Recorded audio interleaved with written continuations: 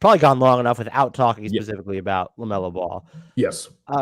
You look at his game, and I think it's fair to say that he's my most improved player pick as of right now entering the season. Fair. I think Anthony Edwards' ascension has kind of overshadowed how good he actually is. But you look at LaMelo's game, and whether you call them concerns or weaknesses, I look at he gets to the rim a good amount, doesn't finish well, doesn't get to the foul line a ton. Those two things are probably directly related. Him getting stronger might help.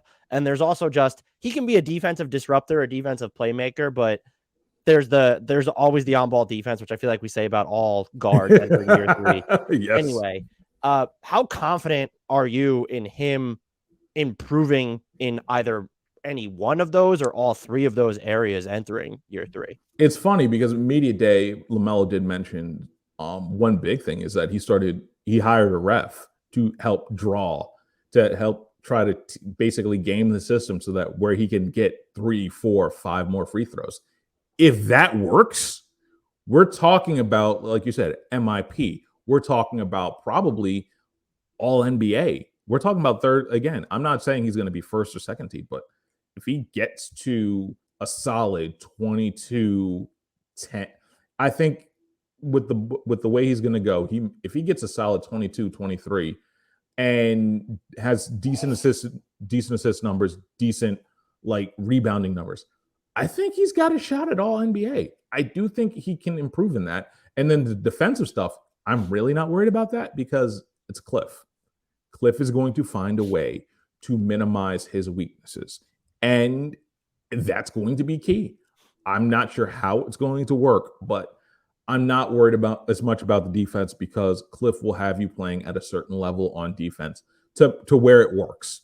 And we know, again, we just see that everywhere. And I'm not necessarily worried about that. I'm more worried about him drawing the fouls and the strength. And then on top of that, probably getting better with the jump shot. If he gets better with the 3, then we're what are we doing here? He's going to be very, very good next year.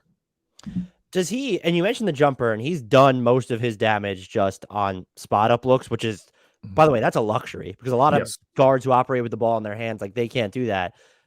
There has been talk over the past 2 years about his off the dribble jumper. He did shoot 34.1% on off the dribble threes last year. Does he need to have that shot in his game though? No, that's also a luxury to me. If we're talking about luxuries, his biggest weapon to me is the fake and then that floater of his that he does, fake the 3, float into that's probably his best weapon. And if he can get that, if he hits enough threes to where people have to respect the 3, he's big enough and he's probably strong enough to get to the 15-foot area and take that mid-range. And I think that's the next elevation in this game. Him being a 3-level scorer is probably the most important thing for them because if he becomes that mid-range guy that can hit 40, 45 from mid, I think that opens up everything. That gives Terry Rozier an extra 3. That gives Cody Martin an easier lane to slash off of. That gives Mark Williams a chance to get a lob. That's the next level. And I think the off the dribble 3 isn't key, but I think it's one of those things where we just have to I think we got to hold off on that one. I think that's coming. It's just one of those, you get that with experience. And I'm not sure he's experienced enough to get that one just yet.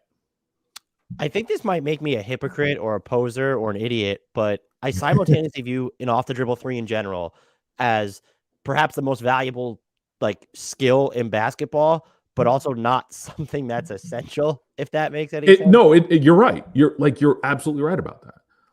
That's, to me, that's the thing. I think I'm not worried about off the dribble 3 because him doing those pull-up 3s, those are really great for the crowd, but from you see where he pulls up. We're talking a solid 27, 28 feet when he does it. And granted, we've seen Trae Young, we've seen Dame do it, we've seen a whole lot of other people do it. I'm not sure it's that valuable for him in the long run. And I think when it comes to that, I see why, again, you're not a hypocrite or poser or anything else like that. But more importantly, I think for his game, I don't think it's that necessary. I think much more of the becoming the 3-level scorer, because the elite 3-level scorers are the ones that you end up having to worry about in playoff games.